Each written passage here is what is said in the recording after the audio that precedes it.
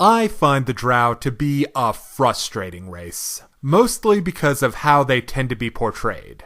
They should be incredibly unpredictable, forming alliances of convenience to advance themselves and their agendas. But they've got this near compulsive reflex to backstab, and that makes them boring because curse your sudden but inevitable betrayal. Also, spiders are tacky.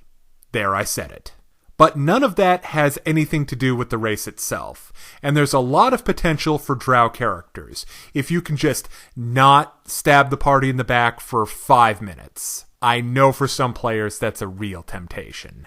Let's start this Drow race analysis by looking at what exactly your basic Drow gets. In a lot of ways, they're like elves.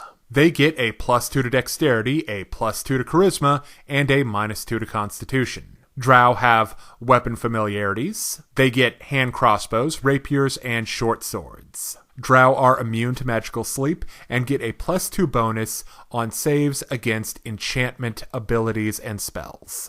Where some DMs will put their foot down, and this is kind of a balance issue with having a Drow in the party, is the fact that they have an innate spell resistance of 6 plus character level. That's just the kind of thing, as a DM, you're going to need to consider.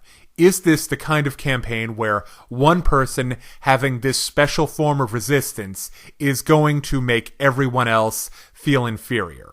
If you're doing a campaign that has some spell casting, but mostly the party are just going to be fighting things like monsters and goblins and stuff that's just going to try and stab them or whatever, then I think you'll be fine with it. And you can give the Drow player a bone every once in a while by having some spellcaster be like, I cast fire at thee, and the Drow's like, was that supposed to do something? Drow get keen senses. This gives them a +2 to perception. Drow also get spell-like abilities, namely Dancing Lights, Darkness, and Fairy Fire, each one time per day, with caster level equal to character level. Drow get Poison Use. This means they cannot accidentally poison themselves. Drow get Superior Dark Vision. This means they can see in darkness up to 120 feet. Finally, Drow get a weakness, Light Blindness. A Drow that is suddenly exposed to bright light is blinded for 1 round, and dazed for as long as they remain in bright light. Okay, now let's look at some alternative racial traits that Drow can get. First, Ambitious Schemer. Choose Bluff or Diplomacy. You get a +2 bonus on that skill. This replaces Keen Senses. Blasphemous Covenant. You get a +2 on diplomacy checks against unbound demons. Next, any demons summoned with a summon spell get +2 hit points per hit die. Finally, any planar ally offering to a demon has its price reduced by 20%. This replaces Keen Senses and Poison Use, and it's great for the Master Summoner archetype. Another alternative racial trait is Seducer. You get +1 to the DC of any enchantment spell or spell-like ability. Also, if you have a wisdom score of 15 or higher, you can cast Charm Person as a spell-like ability 1 time per day. This replaces Drow immunities. Finally, you could take Surface Infiltrator. This gives you low light vision and takes away your dark vision as well as your light blindness. Drow can also choose from a neat selection of racial feats, such as the Drow Nobility Tree. This gives you a nice selection of spell-like abilities and enhancement to your spell-like abilities. You can get At-Will Detect Magic, Levitate, Featherfall, and Deeper Darkness. Additionally, if you go all the way in the Drow Nobility Tree, you can get Noble Spell Resistance. This requires a charisma of 13, a wisdom of 13, and a character level of 13. Are you seeing a pattern here? Anyway, your reward for your 3 13s is an SR of 11 plus character level. Next, Shadowcaster. Spells with the Darkness or Shadow descriptor and spells from the Shadow subschool are treated as 2 caster levels higher. This is really good with spells like Shadow Evocation. Finally, if you just have to be that guy who brought a bucket of spiders to the party, you could take Spider Summoner. This gives you additional options for Summon Monster and Summon Nature's Ally. At first level, you could summon a giant crab spider. At 4th level, you could get a giant black widow. At 5th level, an ogre spider. And at 7th level, a giant tarantula. Remember, that's the level of the spell, not character level. Now I would like to discuss some neat race-class combinations. First off, if you want to make use of your poison stuff, I would really recommend Alchemist. An Alchemist can really make the best of poisons, with discoveries that allow you to increase the DC of poisons and change them from one application type to another. Additionally, a Drow Alchemist gets access to a discovery called Void Bombs, so you can just throw miniature black holes around. You will deal 1d4 bludgeoning damage instead of the typical 6 damage of a given energy type, but if the target fails their reflex save, they are knocked prone for 1 round. And if they make their reflex save, they only have their movement reduced to 5 feet.